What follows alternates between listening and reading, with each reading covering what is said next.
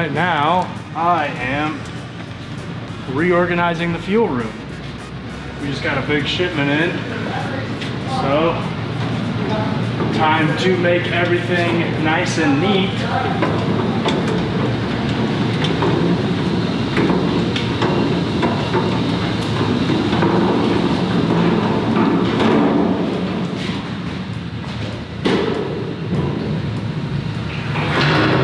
Got another RB25, and here, let me turn off the music real quick.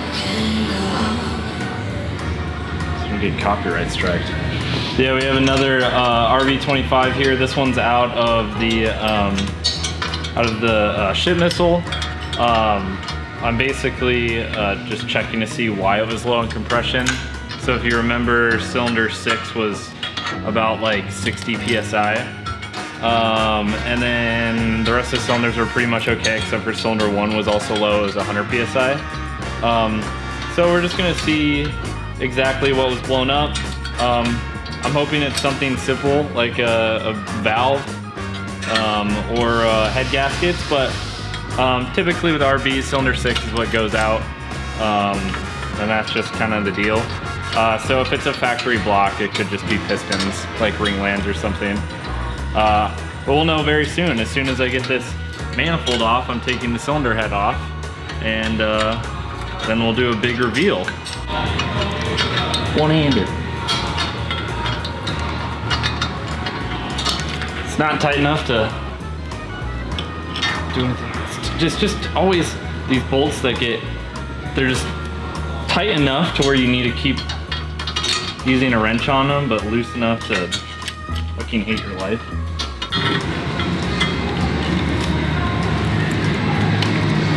This is so fucking infuriating. Okay, so the cylinder head's off the car, and we got a nice, we got a few good ideas on exactly what's happening with this engine. Cylinder 6 is full of rust, so unfortunately that means we are gonna machine the block. That's not like a bad thing. But we first thought maybe we could get away with just putting some drop-in pistons and rods in the car. When we say drop-in, it's like literally just like the quickest and easiest, dirtiest way of just putting forged internals in a car. You kind of just get the right spec and then you just replace the factory internals real quick.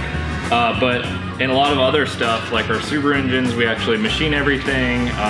Everything has core engines, whereas the RBs is kind of different because they're not really as well, how do I say it? We don't have like as much of a stockpile of engines when it comes to these things. So, cylinder 6 is rusty. You want to come check this out. So that's weird. And then on top of cylinder 2 is a cotter pin. So that's just been there.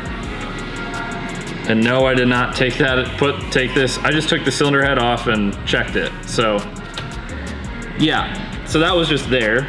But that cylinder actually didn't show up bad on our compression test, so that's just weird. But we'll turn the engine over, and pretty much all the cylinders are kind of rusty. So water got into the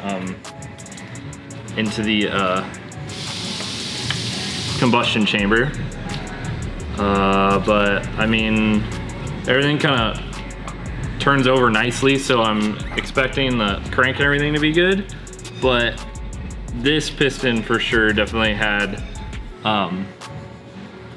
you can see kind of a little bit around the piston. It's just not great, like it's warped or something.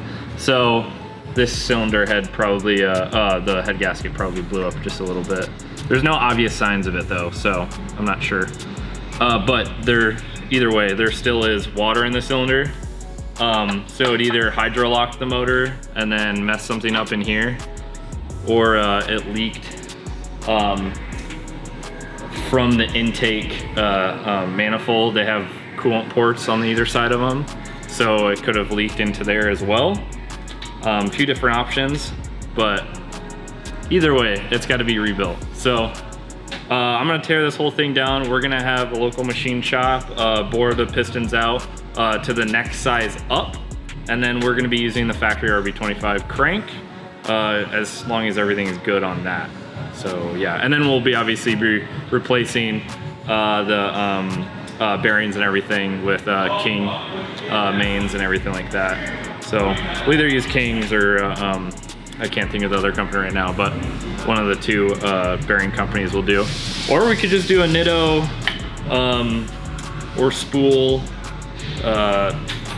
stroker kit. We'll see.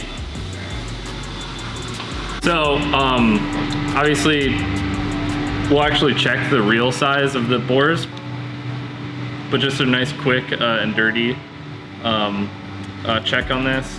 We're getting 85 mil, which I think is the factory RB25 bore. Just 85.5 roughly. Yeah, so we will take these just a step up on piston size. I forget which size that is, but it'll basically just go up a little bit in size, so we can leave some room for shit. Because we'll definitely need to machine these cylinders out because they're rusty and everything, so we'll need to take some material out.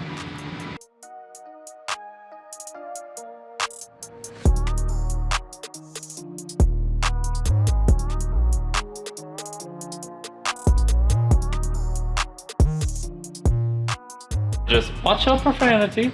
Watch out profanity. Mother trucker, dude, that hurt like a butt cheek on a stick. What the fuck?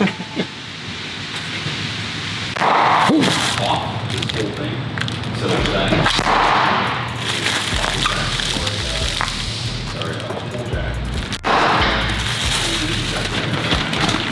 You got zip ties. And more zip ties. And more zip ties. And more zip ties.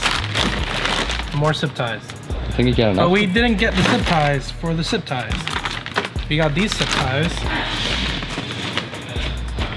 For these cute little things. It's got a nipple. You drill a hole, and then you zip tie it to the hole, and then boom. You got yourself a wiring harness holder. All right, guys. Well, we got the S13 coupe outside.